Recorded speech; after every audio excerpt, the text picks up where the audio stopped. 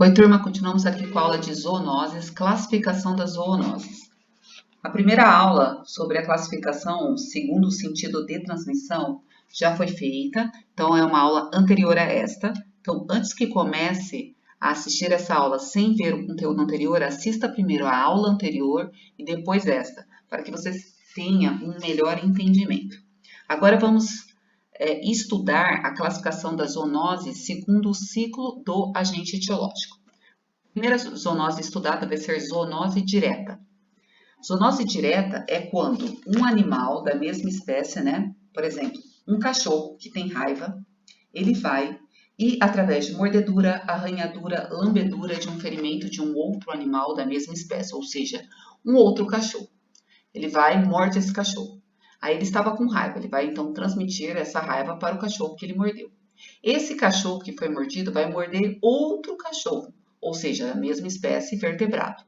Então, vai transmitir também aí a raiva. Então, o agente etiológico, ou seja, o causador da doença, ele pode persistir com passagens sucessivas por uma única espécie de vertebrado, que no caso aqui da raiva é o cachorro, zoonose direta através da mordedura, arranhadura, lambedura, e também aqui nós temos a leptospirose, né, que vai transmitir aí entre os roedores.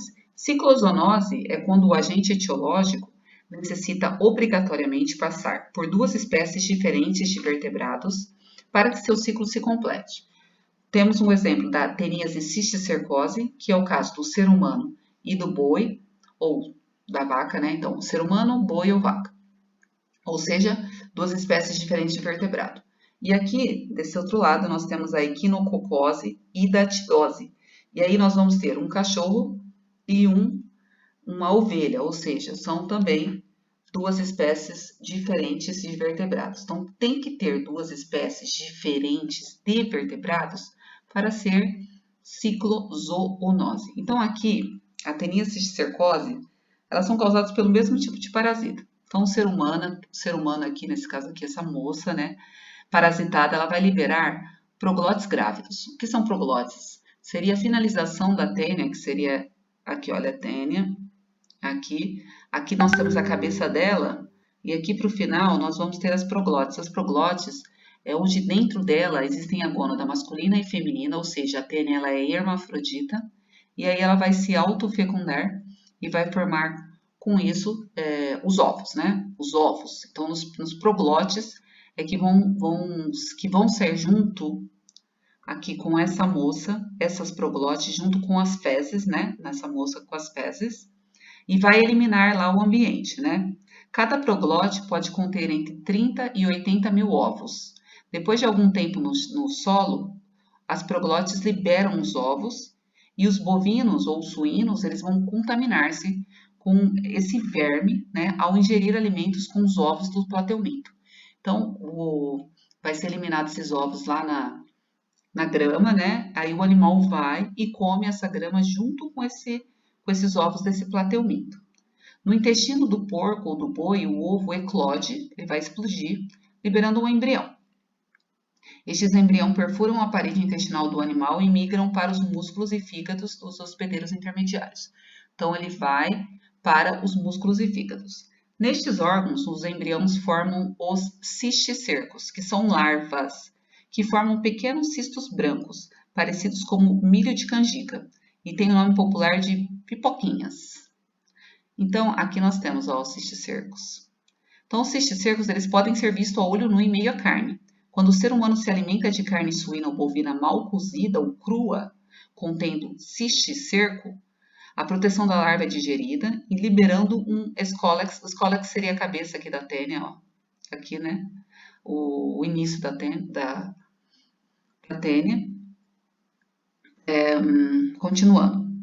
Que irá se fixar nas paredes intestinais. Então, aqui nós temos os cistos, a carne infectada, mal cozida, né?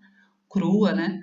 Aí a mulher vai lá e come, e aí, nossa, aí vai comer e aí vai direto pro intestino e lá vai ficar. E começa tudo de novo um ciclo. Então, aqui, ó, ciclozoonoses. Nossa, hein? Então, as medidas de prevenção é através do saneamento básico. Os sintomas para quem tem teníase é assintomático, a pessoa não percebe que tem, mas pode causar diarreias, enjoos e uma fome intensa, né? Você tem uma lombriga dentro do seu intestino, do seu corpo e você nem sabe. Olha isso. E o outro é equinococose hidatidose, né? Que aí é uma doença parasitária. Aí nós temos cães, raposas e outros carnívoros. Abrigam os vermes adultos no intestino e evacuam os ovos dos parasitas nas fezes. Aqui, ó, ele está contaminado. Ele vai e coloca esse ovo lá no solo. Aí, esse hospedeiro intermediário vai ingerir esse ovo e esse animal, quando o cão for comer esse animal, que estaria mal cozido ou cru, aí contamina novamente o cão. Então, aí é um ciclo, né? Com 2 vertebrados de espécies diferentes. Então, os cães, raposas e outros carnívoros abrigam os vermes adultos no intestino e evacuam os ovos do parasita nas fezes. Aqui nesse caso, o ser humano ele pode acidentalmente comer esses ovos, mas a gente vai ver depois. Então, ciclozoonoses, teníase cistercose e equinococose hidatidose. O próximo é euzoonose, e aí nós temos a teníase. Aqui, ó, tênia adulta. Aqui que seria o Scolex, né, o começo, ó, Scolex. Aqui, como eu falei, é o colo, e aqui no final nós temos as proglotes, que aqui nós temos as gônadas, e aí seria a autofecundação com a produção dos ovos. Então, euzoonose. O ser humano é o hospedeiro cuja presença é obrigatória para o ciclo do agente, que é o que eu falei da teníase cisticercose. Tem que ter um ser humano. Em euzoonose, o ser humano ele é obrigatório. Então, tem que estar ele para que ocorra o ciclo do agente, euzoonose. Para zoonose, o agente necessita de 2 vertebrados para completar seu ciclo, porém os seres humanos são hospedeiros acidentais, que é o caso da equinococose e da tidose, como eu falei aqui.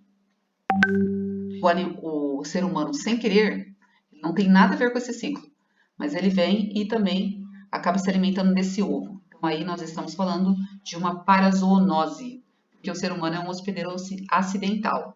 O ser humano ele é incapaz de transmitir a doença, mas ele acaba comendo, né, esses ovos. Próximo, metazoonose. O agente necessita de um mosquito, ou seja, um hospedeiro invertebrado, para que seu ciclo se complete. Então, metazoonose, M de mosquito. Então, tem que ter um hospedeiro invertebrado aí, que é o caso da leishmaniose, aqui desse lado. Aqui nós temos aqui, ó, mosquito. E do outro lado, a febre amarela. E também nós temos o Aedes aegypti, que ele também é um mosquito que transmite a dengue, não somente a febre amarela. Teve, se eu não me engano, foi em 1908, que teve uma campanha de erradicação desse mosquito, para ser eliminada a febre amarela. Porém, ela acabou voltando depois de uns anos e agora também transmitindo a dengue. Então, o mosquito é um vetor muito importante e ele, infelizmente, aí auxilia no crescimento de zoonoses.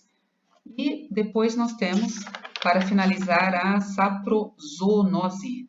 O agente precisa desenvolver parte do seu ciclo no ambiente, que é o caso da toxoplasmose.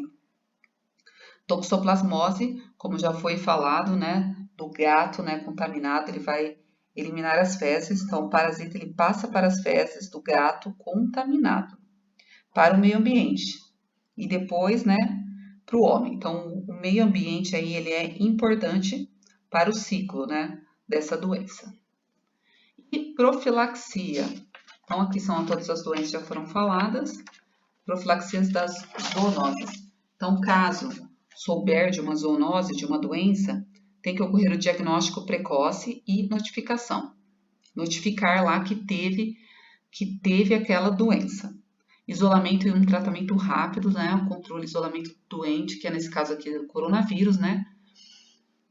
Um bloqueio vacinal, isolamento e tratamento rápido. Vacinação, tem que ser vacinado. Eutanásia em caso de que realmente não dá mais, então aí seria a eutanásia. Falar sobre a posse responsável, que ele deve ser vacinado, aí vem a vacinação, né? Vacinado, Bom, enfim, não deixar os gatos irem para a rua, cuidar do seu gato, deixar ele dentro de casa. E educação em saúde também. Então, prevenção, vacinação, quarentena, controle e isolamento do doente, bloqueio vacinal e erradicação e eutanásia. Bom, e ficamos por aqui nessa aula aqui. Então, bom estudo para vocês. Até a próxima.